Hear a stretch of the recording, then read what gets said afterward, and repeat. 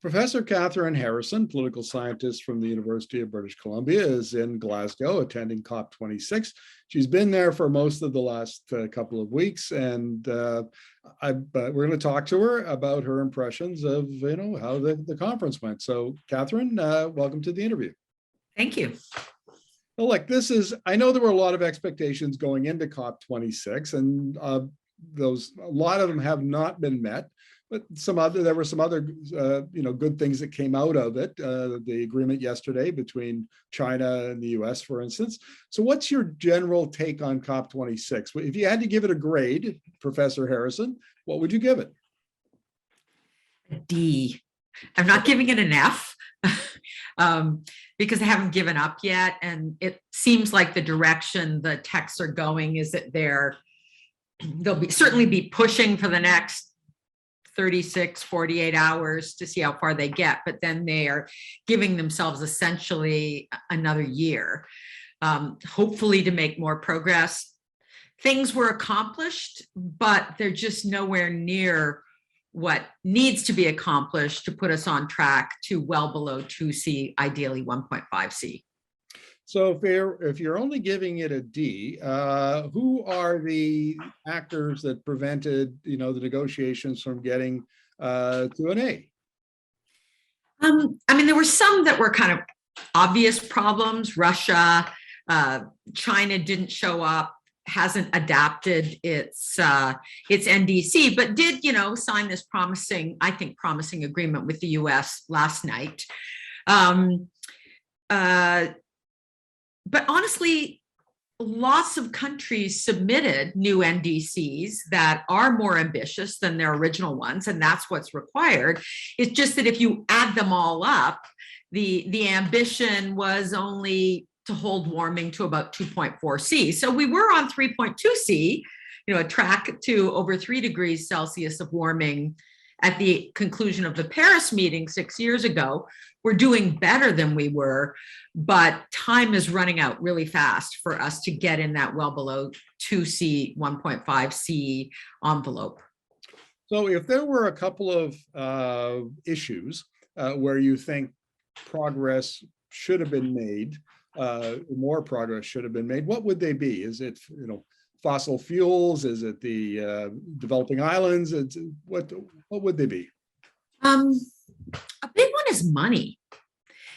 What one hears a lot about at COP is a need for balance, mitigation, and climate finance, or that ambition and finance are two sides of the same coin.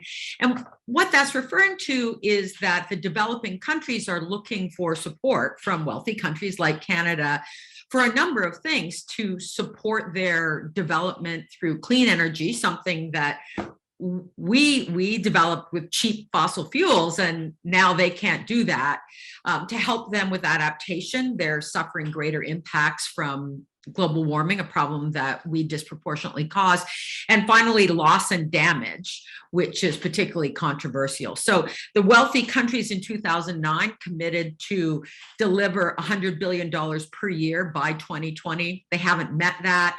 They're now saying they can get there in 2023, and not surprisingly, the developing countries are not satisfied with that. They want more money for adaptation. So money is a big part of it, and that's something I'll be looking for Friday night, Saturday, however long it goes. Fossil fuels, honestly, it is bizarre that the UN Framework Convention on Climate Change was negotiated in 1992, the Paris Agreement in 2015. It doesn't even mention fossil fuels. And in fact, there is some fairly modest language in the cover decision that calls for a phase out of coal and a phase out of fossil fuel subsidies. No deadline, not very strong language of commitment. That's the first the words fossil fuels have appeared in any of these international climate documents, even though they contribute 3/4 of global warming. So I think one of the things that will be interesting to see is whether whether that language survives, but also whether we start to see more commitments to capping production and gradually winding it down, which is what needs to happen. Now, speaking of money, Canada's Mark Carney made a bit of a splash at COP26 on Finance Day, saying that the companies that were there are the managers of $130 trillion worth of global assets were prepared to come to the table and make the capital available so that we get the 100 trillion we need by 2050 to finance the energy transition. Was that a hopeful note? That's one I really need to spend more time digging into, because I'm hearing quite different things. I'm hearing some are very critical in saying that there's enough wiggle room in there that a lot of these financial institutions are only committing to what they were going to do anyway. Others saying that the commitment to have their financing be consistent with the Paris Agreement is much more ambitious. And so that's one where I just haven't done the digging to know how hopeful that is. Yeah, there's been a lot of accusations about greenwashing in the financial community, so I can see why there might be a little bit of a skepticism. What about Canada's performance? I mean, we had Prime Minister Trudeau in his speech. Half of it was about capping oil and gas emissions. He said today, which I guess apparently means 2025, and then decreases tomorrow, which, okay. What do you make of that? Was that the bold step that, Jason Kenney is complaining about, or something else? My read of it was that it was a cap now, and that 2025 will need to be lower, and then lower again in 2030. I was amazed at what a hullabaloo there was about that announcement back home in Canada, when it's something the Liberals were very clear about when they ran for election. It was one of the commitments on their platform. So I don't know why Jason Kenney is surprised by it. I doubt he is, but it is a big deal. Oil and gas extraction accounts for the largest share, 26% of Canada's emissions. There's no way for us to meet net zero in 2050, and honestly, not even our 2030 target, which is pretty ambitious given we haven't made reductions yet, without also going after the oil and gas production. And that has big implications for the competitiveness of Canada's oil in the long term, given that our oil is more carbon intensive to produce. It's already relatively expensive to produce. So, we started to see in the World Energy Outlook report from this fall that Canada's oil is especially vulnerable when markets contract. Well, speaking of oil, there was a lot of comment about how many oil and gas or fossil fuel lobbyists and so on were at COP26. Was that a topic of discussion down on the floor? Certainly there's been a lot of talk about it. It's getting a lot of play on social media. It's not surprising to me. This is an industry that is threatened by fixing climate change. Its product causes climate change, used as intended. So fixing this problem is an existential threat to the oil and gas industry. They've never taken it lying down before. They're not going to now. I think the number of lobbyists in and of itself is not so much the issue as the countries that are defending those industries. So even if those lobbyists weren't there, it's not like Saudi Arabia would suddenly become a climate action champion. So I think they would have allies within country delegations in any case.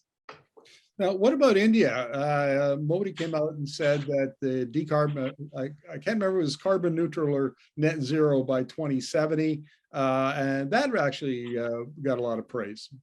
Mm-hmm. And that came out pretty late. Was that, early days of the COP meeting.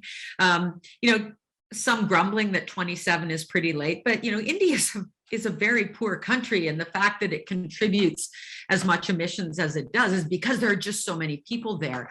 A colleague of mine, Navroz Dubash, who is co-chair, I think, of one of the IPCC working groups, his analysis of it was that, yes, you know, the 2070 commitment is a big deal, but the really big one is a commitment to 50% renewable electricity by 2030. And so some of the analysis we've been seeing about how much progress has been made here in Glasgow finds that kind of the biggest gain is that announcement by India. Well, let's talk about another country that's, talking about renewable energy, and that's the United States. President Biden went in a little bit hamstrung because he didn't get all of his legislation passed that he wanted. Nevertheless, he got some of it. What was the buzz around around COP26 about what the United States is doing? The circles I've been wandering in, I haven't been hearing a lot. I think there's probably just relief that the US is back after Donald Trump withdrew from the Paris Agreement. I think everybody, all the other countries would be aware of the challenges that the Biden administration is facing, given the nature of US institutions. My sense is that they're giving Biden and John Kerry the benefit of the doubt because they clearly want to do so much more than their predecessors did. I imagine, the U.S. is one of the countries that the developing countries would be looking to put more money on the table. And former President Obama made quite a stir with the speech. I take it, did you have a chance to see it by any chance? I didn't get into the room, but I watched it from out in the hall on my computer screen. It really was, as if a rock star had arrived. I did watch it. A lot of his message seemed to be, he had come to Glasgow to deliver a message to the folks back home. His message to youth, I think, was kind of mixed. On one hand, he was so encouraging. We need to look out for you, appreciate all of their efforts, but there was a certain scolding about, as if he was calling on them to be politer. I've talked to some young people who weren't too thrilled about that part. Yes, I imagine. Well, the chatter is that the COP26, before they release the final statement, will go into Saturday, and who knows, maybe even Sunday. What do they have to do between now and then to raise your grade, Professor Harrison? Well, I think it's impossible for them to get an A. And I am a pretty tough marker, and my students would attest to that. But the things that I'm looking for would be on ambition, reinforcing that 1.5 goal rather than just repeating the original Paris Agreement language, which honestly was written before the IPCC's 1.5C report told us that really is. Things get much worse after 1.5. I'd be looking for stronger language, not welcoming and urging, but deciding, committing with respect to more ambitious NDCs next year. Money, ideally closing the gap to what was already promised, that 100 billion per year from 2020 to 2025. There'll be processes for deciding on the longer term finance, but a commitment to 50% adaptation would go a long way, I think, to reassuring developing countries who have more difficulty raising the money for adaptation than clean energy developments. Not strengthening and certainly maintaining the language that's there on Indigenous rights and human rights. There will be pressure to take some of that out. Maintaining the language that's there about fossil fuels, there is pressure to remove that. Article 6, we haven't talked about the international emissions trading provisions. There is, I think, a very real prospect that there will be agreement on a rule book for Article 6 that would be very damaging to global climate ambitions. If there's any possibility of double counting, even for a period of time, if there's even partial carry forward of old CDM or national Kyoto Protocol credits, I think that would be a real problem. So those are the things that are still in play, and to get a B, they'd have to do it all. And the A was already a lost cause with where the NDC stood coming into this meeting. Just a brief note, Jason Kenney and the Canadian oil industry are lobbying hard to have Article 6 enable them to both sell LNG and other, maybe oil as well, to get a credit for it, but also sell it as a commercial product, essentially double counting. That's a big part of their expansion plans for Canadian oil and gas. I'm going to be watching that one to see where it winds up in the text. I'll be watching to find out as well. And I mean, Article 6 is one of the things that worries me is it's so darn complicated. And there's, a relatively small subset of people who understand all this stuff. And honestly, I'm not one of them. I sort of have big picture on it. And that makes it that much easier to, under the wire, have language that could be really problematic. Well, Kathryn, thank you very much for this. Good luck on your trip home, and appreciate your insights. You're very welcome.